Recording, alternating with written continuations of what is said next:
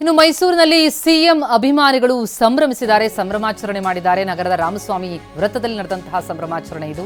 ಸತ್ಯಕ್ಕೆ ಸಂದ ಜಯ ಅಂತ ಪೋಸ್ಟರ್ಗಳನ್ನು ಹಿಡಿದು ಸಂಭ್ರಮಿಸಿದ್ದಾರೆ. ಮಾಜಿ ಶಾಸಕ ಸೋಮಶೇಖರ್ ಅವರ ನೇತೃತ್ವದಲ್ಲಿ ಸಂಭ್ರಮಾಚರಣೆ ನಡೆದಿದೆ.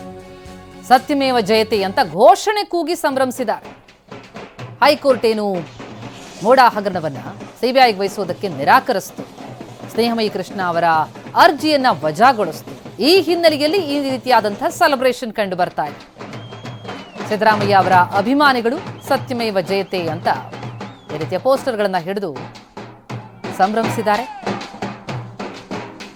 ಮೈಸೂರಿನಲ್ಲಿ ನಡೆದಂತಹ ಸಂಭ್ರಮ ಇದು. ನಗರದ ರಾಮಸ್ವಾಮಿ ವೃತ್ತದಲ್ಲಿ ಸೆಲೆಬ್ರೇಷನ್ ಜೋರಾಗಿದೆ.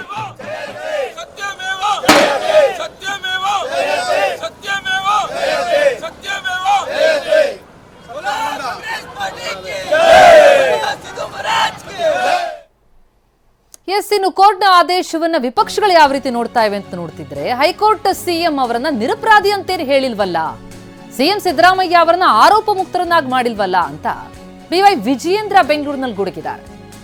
ಬಿಜೆಪಿ ರಾಜ್ಯಾಧ್ಯಕ್ಷ ವಿಜೇಂದ್ರ ಅವರ ರಿಯಾಕ್ಷನ್ ಇದು.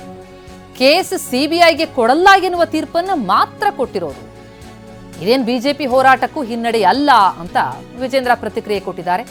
ಲೋಕಾಯುಕ್ತ ಪೊಲೀಸರು ಈಗಲೂ ತನಿಖೆ ಮಾಡ್ತಿದ್ದಾರೆ, ಏನಾಗುತ್ತೋ ಕಾದ್ ನೋಡೋಣ ಅಂತ ವಿಜೇಂದ್ರ ನೋಡಿದರು. ಮೈಸೂರಿನ ಮೂಡ ಪ್ರಕರಣದಲ್ಲಿ ಸಾಮಾಜಿಕ ಕಾರ್ಯಕರ್ತ ಸ್ನೇಹಮಯಿ ಕೃಷ್ಣ ಅವರು ರಾಜ್ಯ ಉಚ್ಚ ನ್ಯಾಯಾಲಯದಲ್ಲಿ ಏನು ಈ ಸಂಪೂರ್ಣ ಪ್ರಕರಣವನ್ನು ಸಿಬಿಐ ತನಿಖೆಗೆ ವಹಿಸಬೇಕು ಅನ್ನುವ ಅರ್ಜಿಯನ್ನು ಅವರು ಹಾಕಿದ್ರು. ಆ ಅರ್ಜಿಯನ್ನು ಮಾನ್ಯ ರಾಜ್ಯ ಉಚ್ಚ ನ್ಯಾಯಾಲಯ ತಿರಸ್ಕರಿಸಿದ್ದಾರೆ.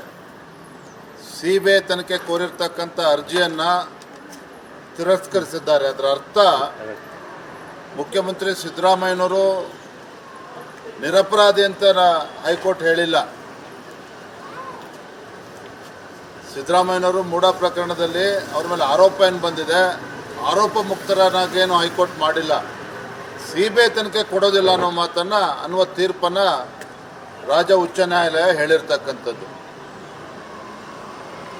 ಭಾರತೀಯ ಜನತಾ ಪಾರ್ಟಿ ನಾವೇನು ಹೋರಾಟನ ಕೈಗೊಂಡಿದ್ವಿ, ಬೆಂಗಳೂರಿಂದ ಮೈಸೂರಿಗೆ ಪಾದಯಾತ್ರೆ ಮಾಡಿ